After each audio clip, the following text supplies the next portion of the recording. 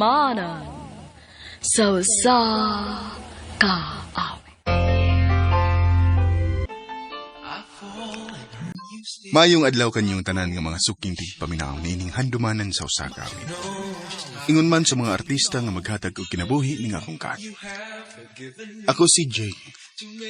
Sa dili pa nako sugdan sa pagsaysay ning akong kagi, palihog sa pagtugtog sa awit nga naguluhan. Take me out of the dark. RMN Drama presents Handumanan So sa kaawit.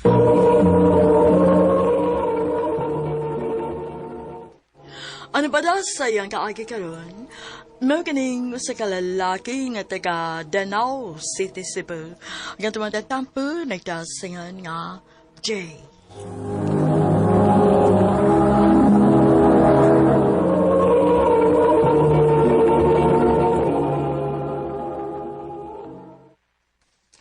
Ma, wali ka maglungag. Ay, wa naman tay kwarta dong oy. Si Papa ni mo, wa man sad buhatag. Ha? Nga naman, di ba bago mo siya sweldo? Ay, oo, pero tuwa naman sad siyang barkada. Nag-inom na po tigali to dito. Oh, sa?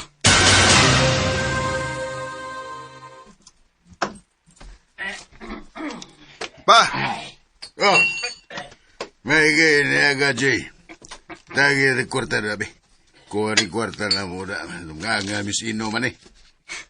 Naunsa ko taon ka pa?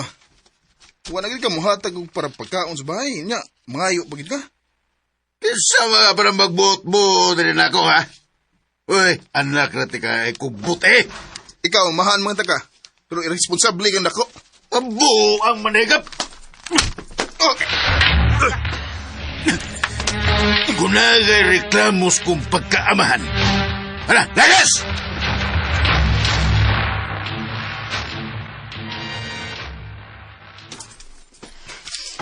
Dong, ay nga nung nanghipos man kasi imong mga butang. Ulayas na din ni ma. Panghipos na si mga sinina. Ah, ay nga nukod. Hindi na ako makagwanta ng papa, ma. Udi sa kumsugot nga, mapabiling ka din eh. Sige na, ma. Panghipos na samtang wapa si Moli. Dong.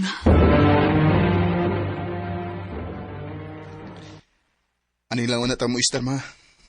Dong, naggasto-gasto man lang gyud ka, oy. Nag-abang pa maggitaan ng kwarto. Ay, gantos lang sa unta nimo ang imong amahan. Ay, kawala ka, ma.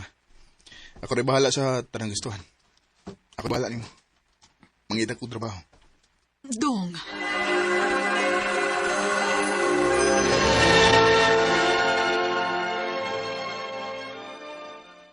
Wa pa mong kinibawaan nga nangita og trabante ba eh? Bisag unsa lang kong trabaho ba eh. Dawaton ako.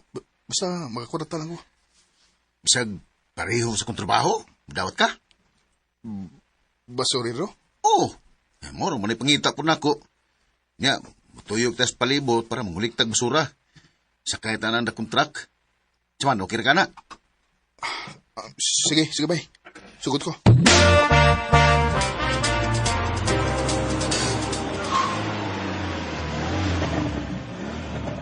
Basura! Niyan na drugs, basura! Oh, bay, kita ka ng babae sa Teres? Ay, gwapa kayo, no? Halo? Bitaw. Pirmi na siya da, bay. Basta mangulikta ng ganay may basura. Taagi na siya da sa Teres. Oh, hindi tanaw siya ba yun? Mismal siya, oh. Kupahaw eh.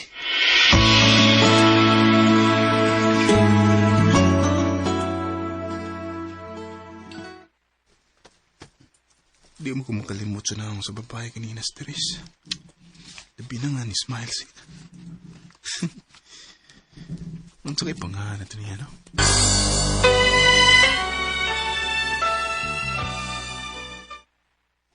Bayad kuya.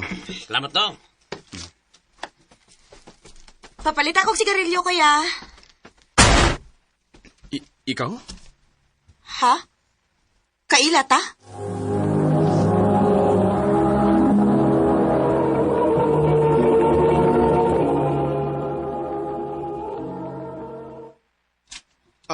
Sorry, miss. Dili. Abi magod ako, kaila ta. O niya, nalimot lang ko. Karayong sigarilyo na yun. Manigarilyo ka, miss? Dili, uy. Gisugod ako sa kong papa. Excuse me, ha?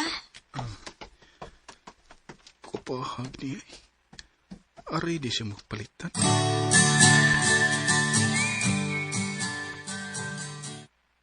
Ay, kamayari sa akong sweldo eh. Tigil ka pa igo. Kuwang na kayo. Tambal pa lang daan, mama. Ay, asam ko kwarta ni.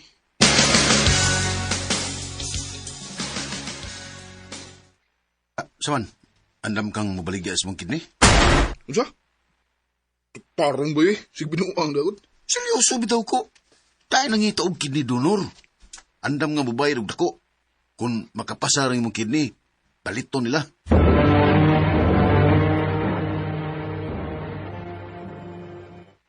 Kung makapasar ang mong kidney, palito nila.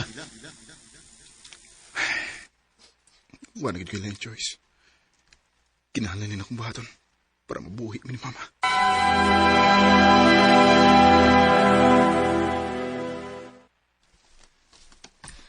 Nak, unsa man itay nasod sa imong utok kay imo magibaligya ang imong kidney. Una ko choice, ma. Pero sige lang, ma. Napang ko yung usa ka kidney. Ang importante, di ta maglisod. G,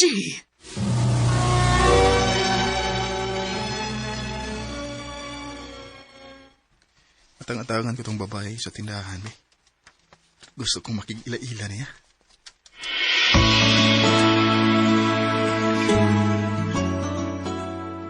Kayla? Ako dahil si Jay. Naana ba kay Ihab, Kayla?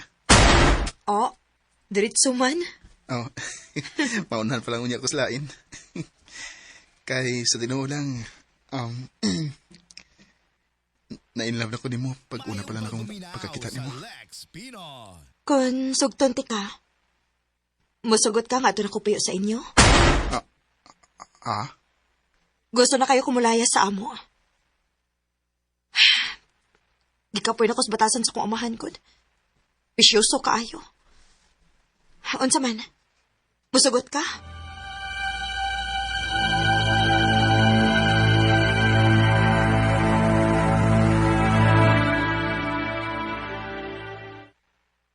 Ma, si Kayla. Akong uyab. Hi, tita. Mayong hapon. pagmama na lang nako Kayla.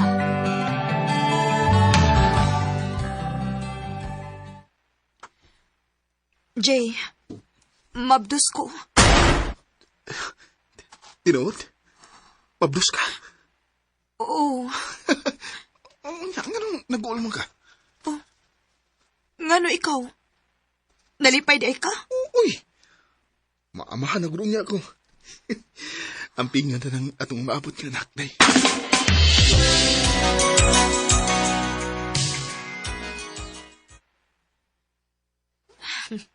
Paspasa sa adlaw dong no? 12 naman ang edad ni Dong Jello. Lagi, paspas kayo. Pero, wala naman na ito masundi. O sara may gihatag sa Ginoo nato.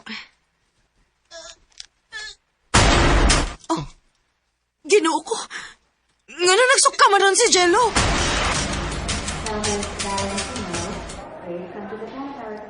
Kidney failure mo hinungdan. O kinahanglan siya og kidney transplant. Unsa? Ginoo ko. Ako, i-test ko kung mumatch ba ko, Dok.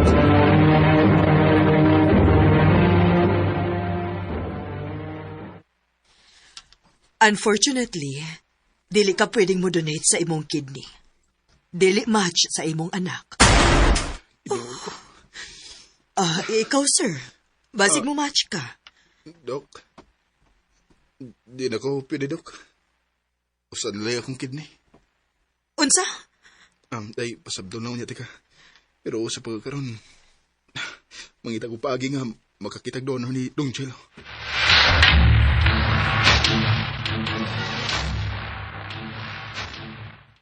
Sorry kayo bay, pero wag yun eh. Bisag kisa naman ganang ipangutanan ako. Sa omin ako. Para na ko babuwa magsaging pangitag donor.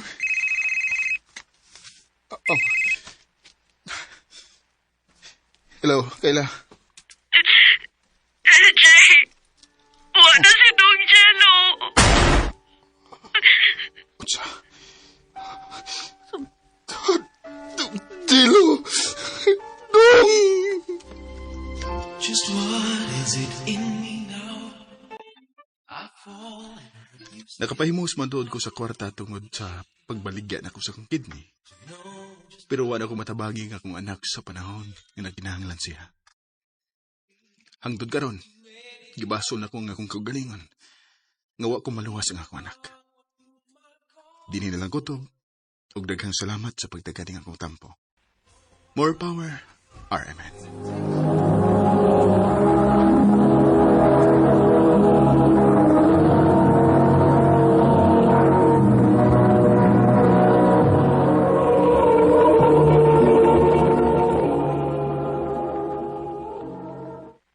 Mao kita mga hikalan kaagi ni Jay nga taga Danau City, Cebu. Uban sa awit ngayang kipangayo, awit nga nagulahan, Take Me Out of the Dark.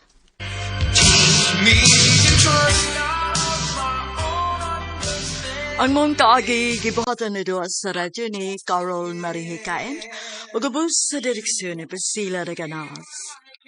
Kamusta mga higala at mga sukin di paminaw, kinasingkasing kong kadapit sa papada sa inyong nakalain-laing kaagi sa kinabuhi nga naglibot sa kaawit.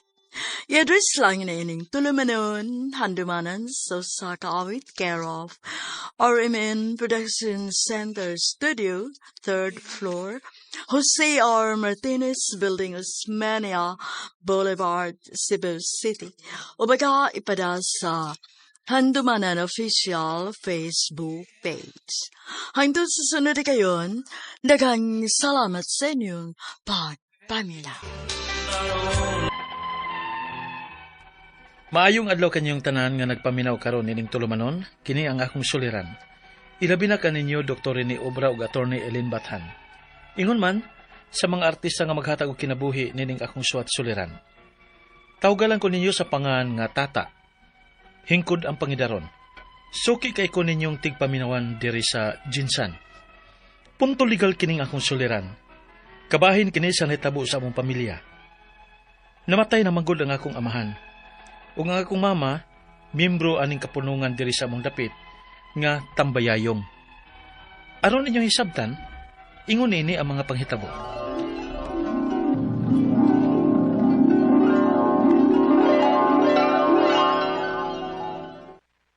Ta, nakay kwarta diha, ta. Yan naman ang tama. May butanganan manggod ko sa kapunungan namo nga Tambayayong, kay doon ay namatay. Unya kay wa naman ko'y kwarta. Kay nagbanos-banos na malanggod ming papa ninyo nga may gipamati, gipalit og tambal. Pila man day ng butanganan ni mo, ma? 5 na nang nangamatay, nga wa ko kabutang. Unya basin og mataktak mi si papa ninyo, kay taktakon manggod sa kapunungan ang dili makabutang og pila ka higayon. Saan mo din na inyong kapunungan, ma? Ko anak si anak. Kapunungan nga magtinabangay kung simba ko may mamatay nga miyembro sa kapunungan. Aron ba kung simba ko, dili tamang problema kung simba ko mawaon niya mis papa ninyo. Libre na mi anak sa lungon. Og ang kapunungan na ang bahalang muhaya, og mo palubong namo. Wa na unya mo'y huna-hunaon pa. Mao ba, ma? Maong pagkamitaon na tadya kwarta ha, ta. Aron makabutang na ko. Og aron dili mi mataktak si papa ninyo sa kapunungan.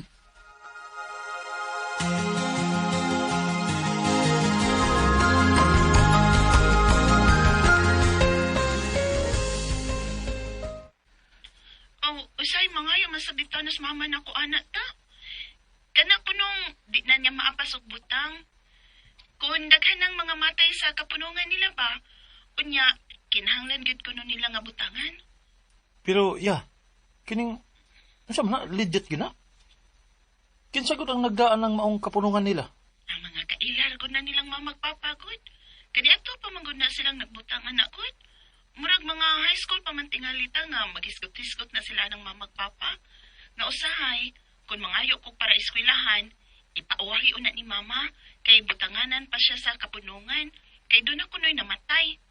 Ambot kon mahinumdum ka ba sa baana? Doon ako'y mahinumduman kamay. Pero, wa kay ko mahibaw sa detalye bahin, ana.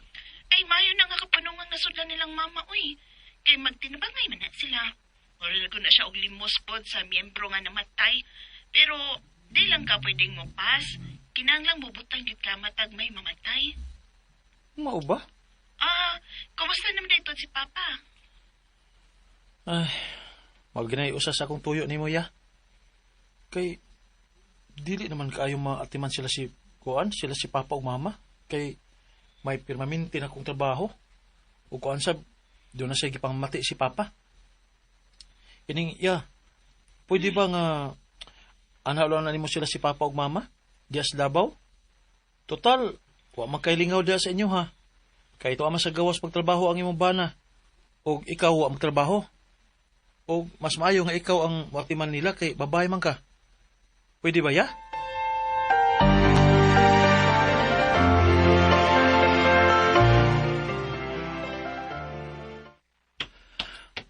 Kalit man kong gikulbaan. Yay, nga naman ka ni magdali ko sa pagpauli. Ang sa mga kanitabo sa bahay? Oh, si Lia. Hello, ya. Hello, ta. Oh, Wala si Papa. ha? Kasi, wala si Papa. Naon sa mas Papa?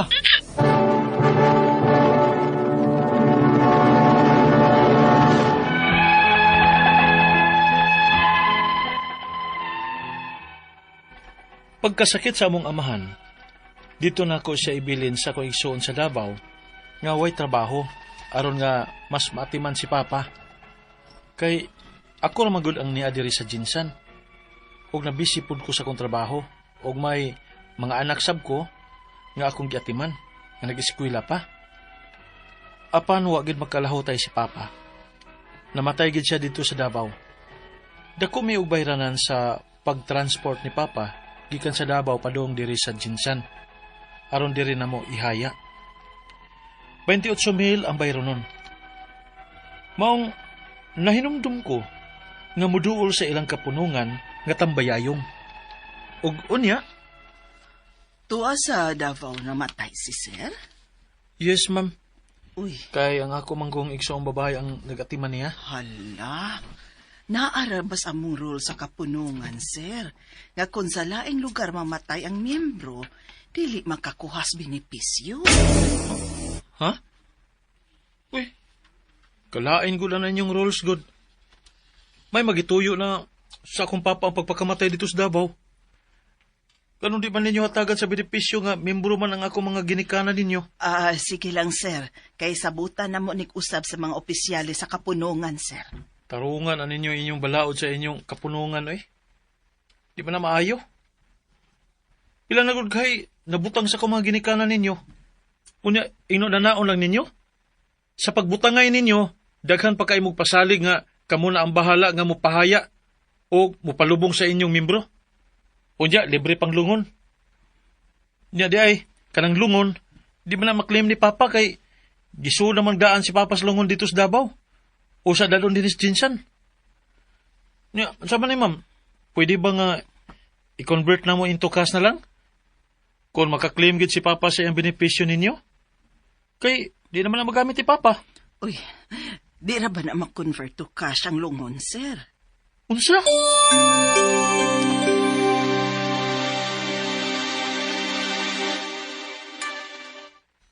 Mao pa? Laguta lagi na ako, ya. Sobra siya naklasiya sa pagkapunungan, nga gitawag pa nilag tambayayong. Aron kung may mamatay silang membro, magtambayayong sila o magtinabangay. Kanya, unsa naman ni ron? Maglisod naman ganit ang transport ni Papa, gikas diya sa Davao, paingon diri sa Jinsan. Di ba sila mutabang? Sige lang ta. Mangita ko paagi diri nga madana ko ang haya ni Papa Diaz ato. Muhang yun nasab ko sa akong bana. Paita sa kapunungan nga gyapilan ni papag mama eh. Upay niya tas problema magkasubo. Di man makatabang.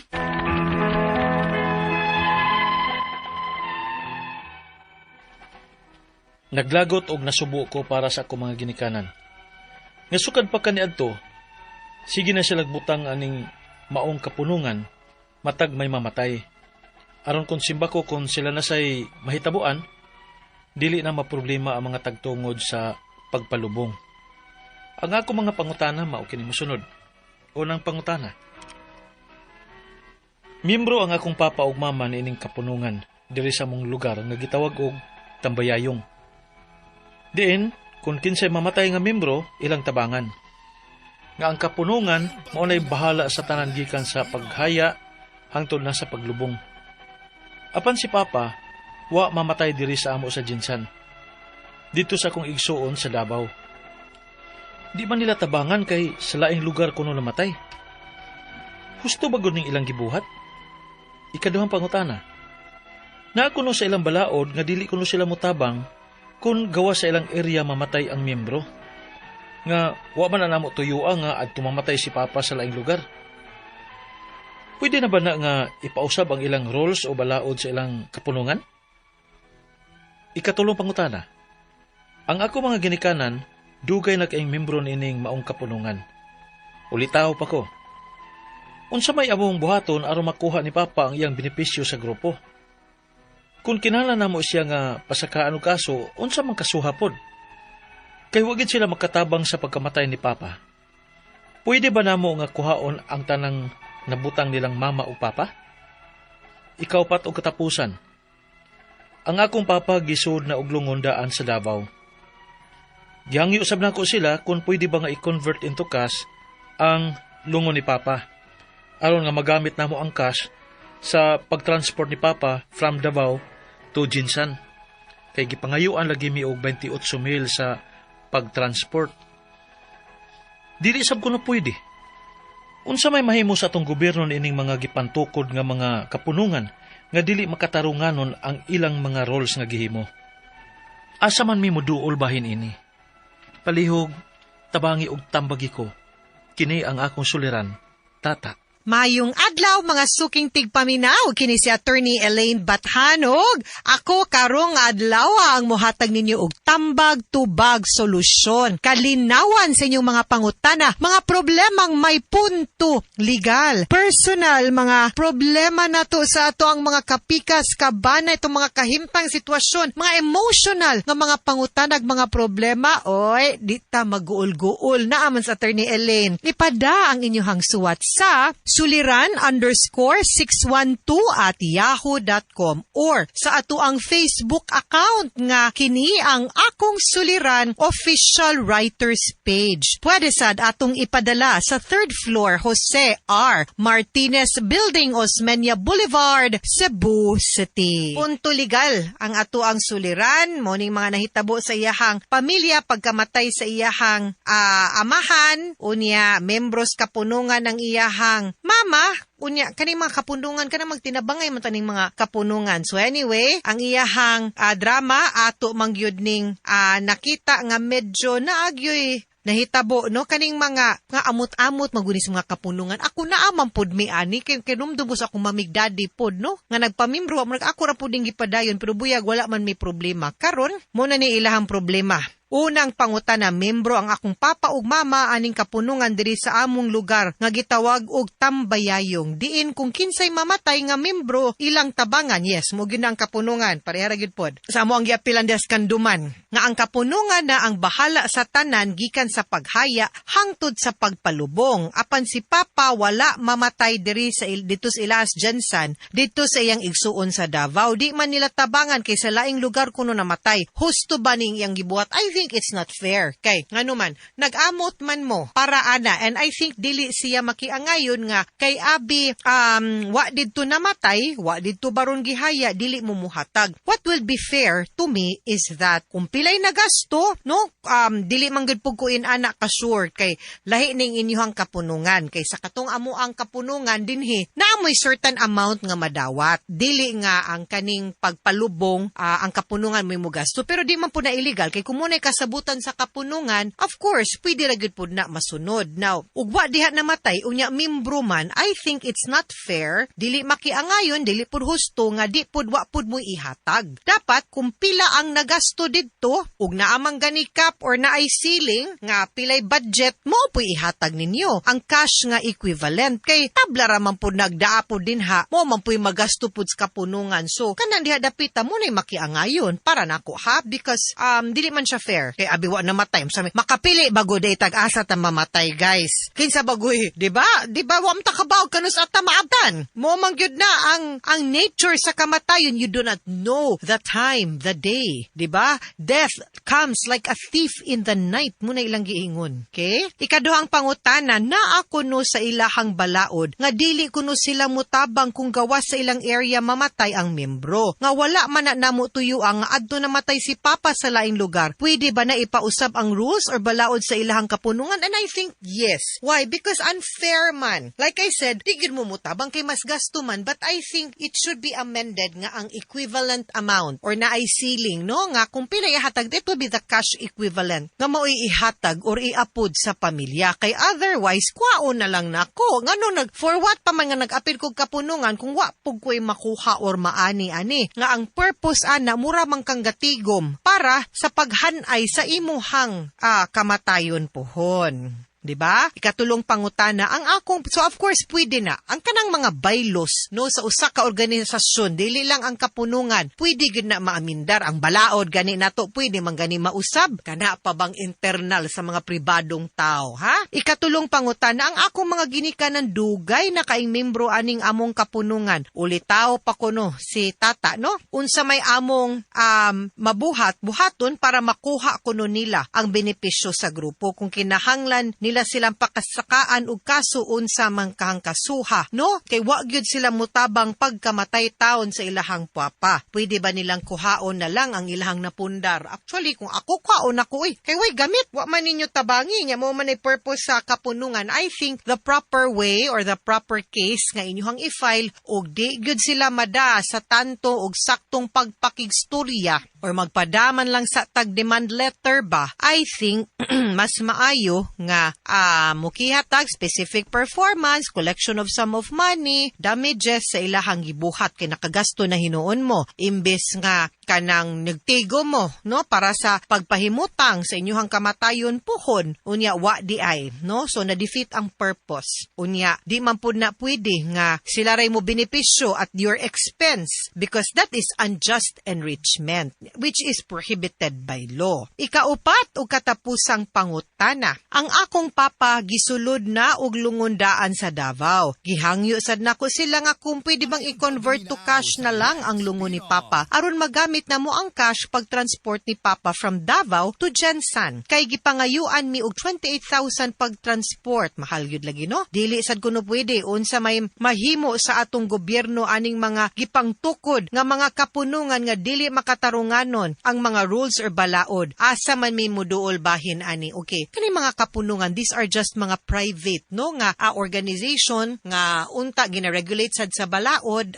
per di man gud siya good. Naman tay kanang ginatawag nga balaod on cooperative, but I don't think no nga mo qualify ta as a cooperative diring dapita. So ako para nako I think better siguro nga mo storya mo sa board of directors, mo make mo og demand letter. Kay kung dili gani, then I think pwede gyud nga mo file na lang ta sa korte para ang korte na mo'y muhukom kung unsay makatarunganon ug makiangayon. And I really think no dako ako ang pagsalig no diring dapita nga mudapig sa inyo ang balaod nga makakuha mo sa cash equivalent. Wa kay ko kasabot kung basin akong pangagpas lang nino kay wa man sud ko kakita sa gyud tata sa inyuhang bylaws ug rules sa kapunungan. Pero ang akong duda ani naani ceiling, meaning naani kanang cap ba kay di man sad siguro ni unlimited no nga kung panalitan mahal imong lungon mo igasto. So feeling nako naani budget, naani cap nga up to ani lang amount ang budget para sa lungon, no? So kung wala lang po ni over ang inyuhang gasto or gip amount nga pangayoon or gipangayo, di jud na kanang alkansi, no? And di jud na, and that is only fair and just nga makuha ninyo ang cash equivalent kay nagpalubong manggihapon mo, no? Even if wa mo avail sa ilahang services, I think dapat mauna, ha? Duol mog abogado kung maglisod gyud mo. Mga suking tigpaminaw hinaot unta nga namoy nakutlo na pagtulunan karong adlaw. Kini si Attorney Elaine Bathan, daghan kayong salamat sa inyong pagpaminaw sa atong tulumanon hangtod sa sunod nga sugilanon din higapon sa tuang programa. Kini ang akong suliran gikan sa RMN Production Center, Radyo mo Nationwide. Tatak RMN, daghang salamat og